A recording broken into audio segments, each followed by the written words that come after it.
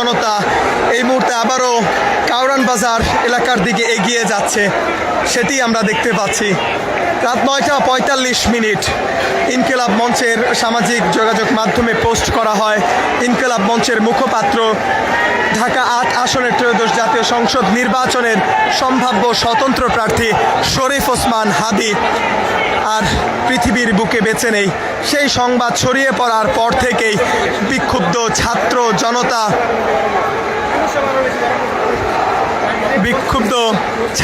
জনতা তারা প্রথমে কাউরান বাজার, পরবর্তীতে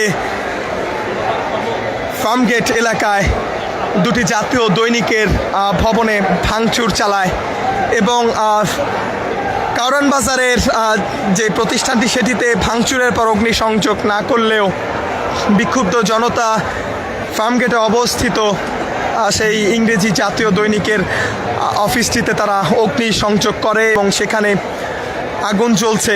এবং আমরা যতটুকু খবর পেয়েছি সেই ভবনটিতে অনেকগুলো মানুষ আটকা পড়ে আছেন, কারণ এখানে সেই প্রতিষ্ঠান ছাড়া অনেকগুলো প্রতিষ্ঠান এখানে রয়েছে এবং সেই প্রতিষ্ঠানে অসংখ্য মানুষ যারা কর্মরত রয়েছেন সেই মানুষগুলো আটকা পড়েছেন এবং সেই আগুনের তীব্রতা অনেক। ইতিমধ্যে ঘটনাস্থলে ফায়ার সার্ভিসের কর্মীরা এসে পৌঁছেছে, তারা আগুন নিয়ন্ত্রণে আনার চেষ্টা করছেন।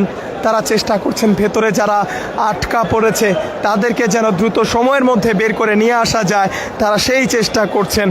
এবং আমরা দেখতে পেয়েছি ছাত্র জনতা যখন এখানে অবস্থান করছিল ঠিক সেই সময়ে সেনাবাহিনীর সদস্যদের আগমন এবং সেনাবাহিনী আসার পর বিক্ষুব্ধ ছাত্র জনতা তারা আরও বিক্ষুব্ধ হয়ে পড়ে। তবে সেনাবাহিনীর সদস্যরা বিক্ষুব্ধ ছাত্র জনতাকে বোঝাতে সমর্থ হন।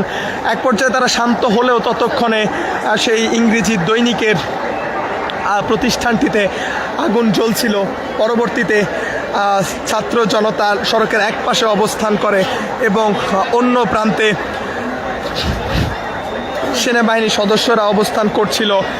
ছাত্র জনতাকে সেনাবাহিনীর পক্ষ থেকে বোঝানোর চেষ্টা করা হয়, তাদেরকে বুকে জড়িয়ে ধরেন সেনাবাহিনীর ঊর্ধ্বতন কর্মকর্তারা। ছাত্র জনতা সেনাবাহিনীর সদস্যদের ডাকে সাড়া দেন, তারা কিছুটা শান্ত হন।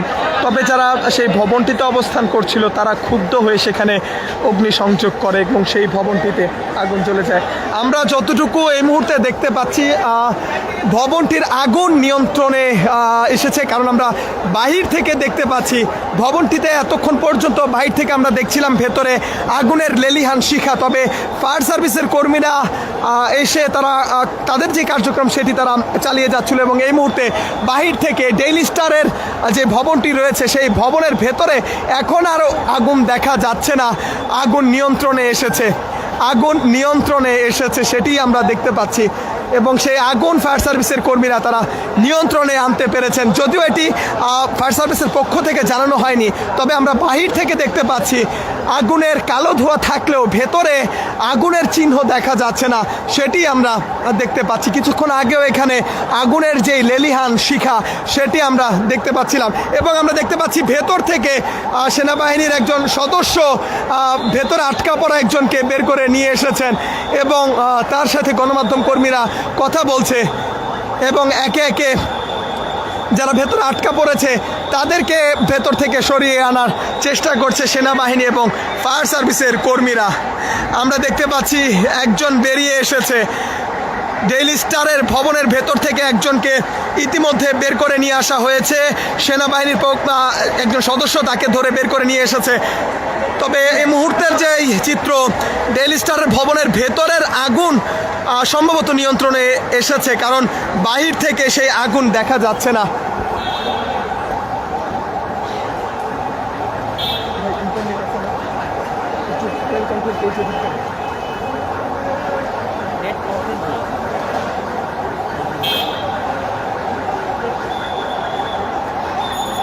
এই মুহূর্তের চিত্র ফার্মগেটে অবস্থিত দ্য ডেইলি স্টারের ভবনের সামনে থেকে আপনাদের